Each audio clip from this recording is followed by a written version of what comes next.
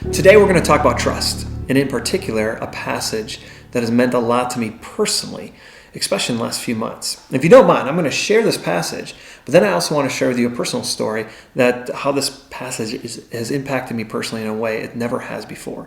This is a story you're going to be very familiar with. In fact, it's probably one of your favorites. It's one we grew up in grade school. If you grew up in the church at all, you learned this story. It's about my three favorite guys, Shadrach, Meshach, and Abednego. So to set the stage, Shadrach, Meshach, and Abednego are about to tell the king that they will not bow down to the idol that the king has made in his own image that he set up. So get this. So as the king gave them their second chance, Shadrach, Meshach, and Abednego said this. They replied to the king, "O Nebuchadnezzar, we do not need to give an answer concerning this matter. If it be so, our God whom we serve is able to deliver us from the furnace. And he will deliver us out of your hand, O king. But even if he does not, let it be known to you, O king, that we are not going to serve your gods or worship the golden image that you have set up."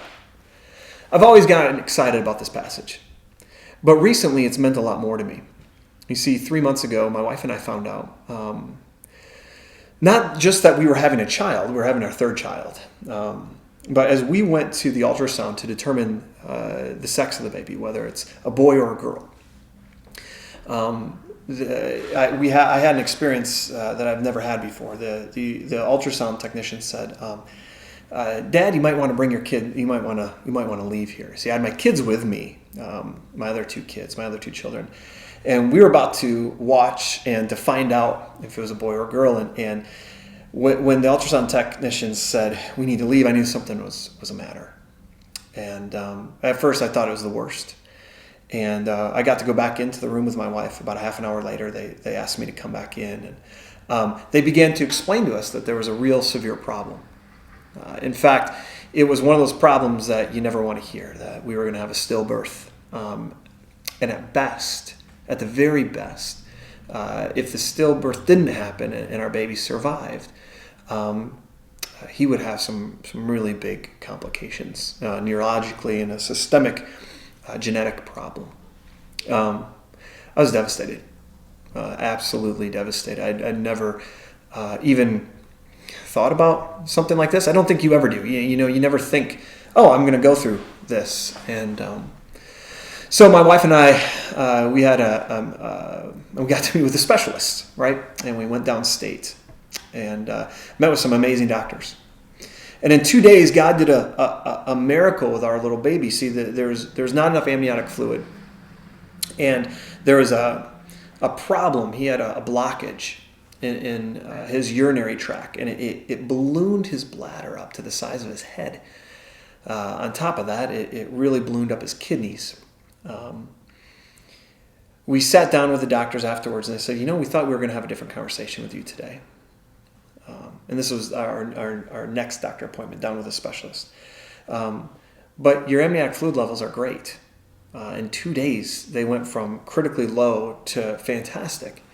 And what you have is a problem that your doctors didn't realize, your other doctors. It's a very rare problem, but there's a blockage, and it did this. But we think there's hope. But, and there's a big pause, it's going to get complicated. They even asked us, they said, we have some options. And we could terminate the pregnancy. And right then and there, my wife and I stopped them and said, "No, that's not even an option." To be asked that and to be said that in that situation, it was so surreal. After we got done talking with the doctors, we realized we were going to be in for a bit of a long road. We still are. He's not even born yet. His name's going to be Isaac. But in that process, God gave me this passage.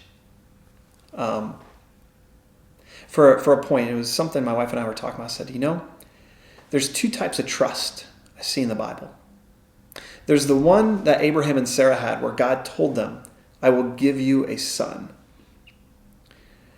And when Abraham had his son Isaac, and God asked him to sacrifice him and take him up the mountain, Abraham knew God was going to save him. Why? Because God had already promised him that his son was going to be fine. But then, you see, there's another trust example we have as well from Shadrach, Meshach, and Abednego. And I want to reread this part. The part that just grabbed me, because it meant so much to me, was this. When Shadrach, Meshach, and Abednego said, "But even if he, God, does not save us from the furnace, let it be known." I can almost imagine that in almost a sarcastic voice back to King Nebuchadnezzar, looking right in his eyes and say, "Let it be known to you, O king, that we are not going to serve your gods." Shadrach, Meshach, and Abednego were still trusting the promises of God. But it was a different promise. Not that God was going to come through for them. Not that he was even going to save them. But that he was the real, true, living God. You see, it was that kind of trust that God's affection for Shadrach, Meshach, and Abednego and God's affection for you and I overflows when we show that to him. In fact, I can't even begin to explain the new blessings of trust my wife and I have experienced. And I know that sounds funny because I would never wish this situation on us. But God gives us this thing of this relationship, this closeness that we get to have with him now that I've never experienced before. You see, the God we serve, the God of the universe, the God that made all things, the God that brings all kings to nothing, he desires a relationship with you that can only be built through trust. I know there's a lot of hard things you're going through, or have gone through, or will go through. God is trustworthy. And even if they don't turn out the way you hope they will, even if you don't get the raise, even if somebody passes away from cancer, even if the baby is born with severe problems, we can still trust his promises. Have a great day.